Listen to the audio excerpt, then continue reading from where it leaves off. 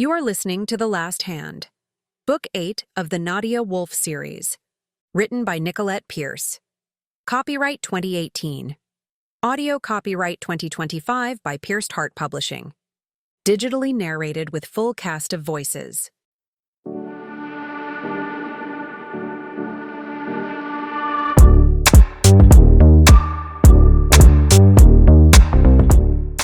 Chapter 11. Another form? I questioned the officer at the desk. 12 people are missing, He said dryly. His forehead was lined with permanent wrinkles. I suspected it was from filling out endless forms and reports. If nothing else, at least the tired officer was taking us seriously. It took a little bit of explaining and a few tears from Maya, but he decided our problem was legitimate and waived the missing person time restriction. So, here we sat, filling out information on each person, searching our phones for pictures of them, and having to rehash the entire story of Alfonso Ortugas and how we were all intertwined. He sat back and took a breath. and they say TV is overdramatic. I'm telling you, life is never as believable as some of the crazy stuff they put on the network. I've heard a lot of stories in my lifetime, but I think yours might trump them all. Will you be able to help us? Maya asked hopefully. Of course, we're the police. He said. Then he cautiously added, But you also have to understand that if your friends have truly been taken by a cartel drug lord, they might already be.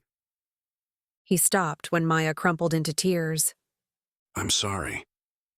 He reached over and patted her hand. We'll do our best. Why don't you both have a seat in the lobby while I sort this out? I stood and helped Maya to her feet.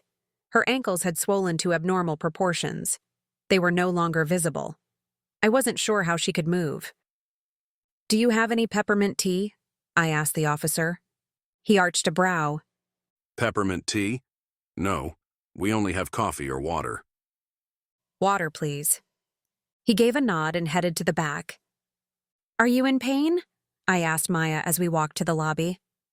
A little. My feet are killing me. Once she sat in a lobby chair, I dragged another chair over to her and helped to prop up her feet. Does that feel okay? She sighed. Much better. Thank you. But she still didn't look comfortable, and I suspected it was because her feet were so swollen her shoes were 2 sizes too small. Do you want your shoes off? I'll never get them back on. We're going to be here for a while. You might as well make yourself comfortable. She nodded. Will you help? I'll never reach them on my own. Sure.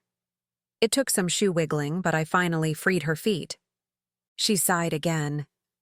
Thank you. Now, if only I could be in my pajamas, I'd be very comfortable. I'm sure they have some orange jumpsuits in back, I said with a smile. It was nice to focus on Maya and her needs. It kept me from thinking other thoughts. But once Maya was settled, the thoughts were still there, haunting me. The officer had returned with water and handed a cup to each of us. We thanked him as he excused himself to tend to the overwhelming task ahead. What's his name? Maya asked after the officer was out of earshot. I thought for a moment, but I couldn't recall. I'm sure he had told us, but it was as if I was falling into a fog. I'm not sure. We sat in silence until my gaze wandered to the wanted board. Muffin's picture was still hanging there. What do you think she's up to? Who? I pointed to the picture. Muffin. Maya smiled. Hopefully she settled down with that guy. What was his name? I shook my head. I can't seem to remember any names anymore. You're getting mommy brain. What's that? It's a bit of short-term memory loss. I'm horrible at remembering things now. I think it's because the baby is absorbing half my brain. I'm sure the baby isn't absorbing your brain. Just wait. You'll find out for yourself. Are you trying to scare me? No, just lightening the mood the best that I can. I didn't think lightening the mood was possible, but I smiled anyway and glanced back at the mugshot. She did seem like she loved him. I used to call him Piñata since that was basically what he was to her. She has a unique way of expressing her love. Well, at least they aren't here. We don't need anyone else in Alfonso's path. True. Maya agreed and then looked down at her hands. Do you think the police will be able to help? I'm not sure, but I'm hopeful. She gave a slight nod, but her brows were pinched with worry. I pulled out the necklace. And we still have this. I didn't think it was a clue, but it would help keep Maya's mind busy. And if I were honest, I needed a break from worrying. Well, we know who the Terminator is, but why would he write that in a message to Rosie? Love notes aren't for silly nicknames. He has a tendency to be weird. Maya reached out and took the necklace, running the delicate gold chain along her fingers. This locket is a symbol of love. He wouldn't write something silly inside. Perhaps not. I think the note is meant for you. Me? You're the only one besides Rosie who would know about his password, and since I don't think this note is for Rosie, the only other person is you. I guess that makes sense, but why leave a note for me in Rosie's locket? For you to find, silly. He wouldn't leave the note on the table. A housekeeper might throw it away. Or worse, Alfonso would stumble on it. Hidden in the locket, it's easier to dismiss as a note for Rosie.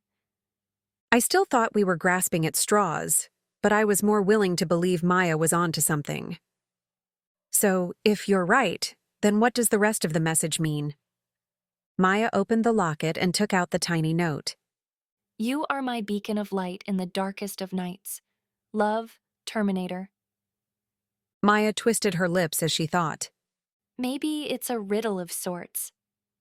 I took a sip of water to think and let my stomach rest. Warm peppermint tea would have been much better, but I couldn't be choosy. Is he talking about Vegas with light and darkness?